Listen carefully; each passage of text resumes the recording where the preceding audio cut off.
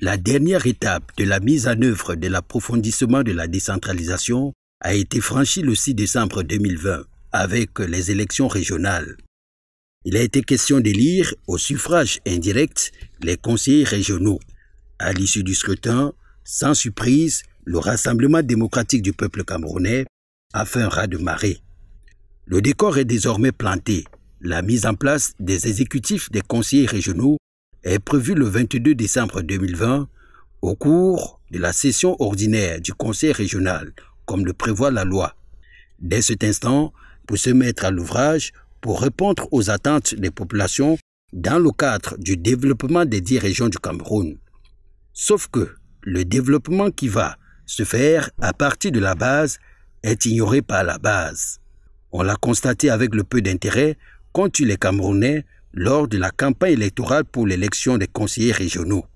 La raison en est toute simple. Très peu de Camerounais ont une idée précise de la décentralisation, dont l'objectif est pourtant clair: intégrer davantage les Camerounais dans la gestion de leurs affaires locales.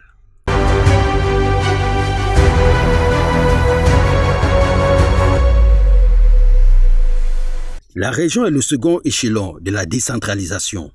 On parle depuis quelque temps de collectivités territoriales décentralisées.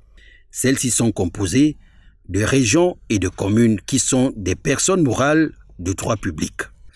Les régions et les communes jouissent de l'autonomie administrative et financière pour la gestion des intérêts régionaux pour ce qui est des régions et locaux pour ce qui est des communes. Ces collectivités territoriales décentralisées s'administrent librement par les conseils élus le 6 décembre pour les régionaux et le 9 février 2001 pour les communes. Toutefois, il convient de relever que chacune des 10 régions du Cameroun compte 90 conseillers régionaux, dont 70 représentants de départements et 20 représentants du commandement traditionnel qui, eux, ont été élus par leur pairs également le 6 décembre 2020.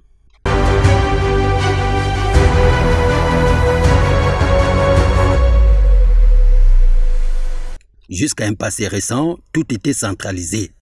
L'État décidait de tout sur tout. Désormais, les attributions de la région s'exercent dans le cadre des compétences qui lui sont transférées par l'État.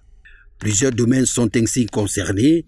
L'économie avec la promotion des petites et moyennes entreprises, les PME à travers la création d'emplois, l'organisation des foires et salons, promotion du tourisme, l'appui aux micro-projets.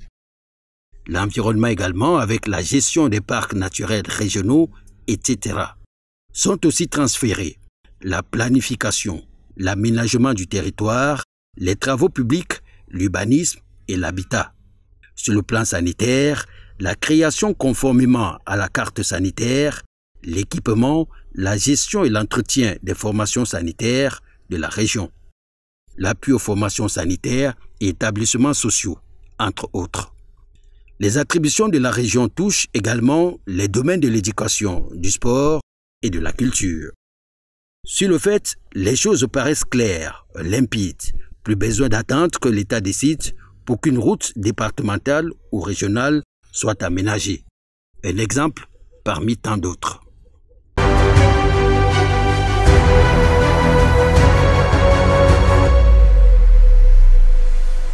Le fonctionnement de la région est le fait de 2 organes. On a d'un côté le conseil régional et le président du conseil régional.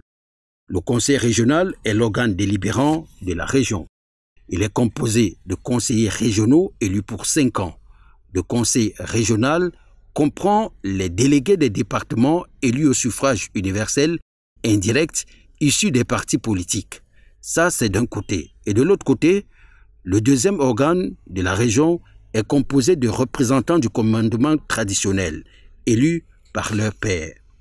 Celui qui détient les clés de la région s'appelle le président du conseil régional. Il est à la tête d'un bureau qui est constitué d'un président, qu'il est, le premier vice-président, le deuxième vice-président, 2 questeurs et 2 secrétaires. Sur convocation du président régional, qui est une personnalité autochtone, le conseil régional se tient une fois par trimestre. La durée de chaque session ne peut excéder 8 jours. à l'exception de la session budgétaire qui peut durer 15 jours. Ce que nous devons retenir, les régions du Nord-Ouest et du Sud-Ouest disposent, comme les 8 autres régions, d'un organe délibérant et d'un organe exécutif. Si dans les 8 régions, le président du conseil régional est l'exécutif, assisté d'un bureau régional élu en même temps que lui lors du conseil, dans les régions du Nord-Ouest et du Sud-Ouest, l'exécutif est collégial, il est appelé conseil exécutif régional.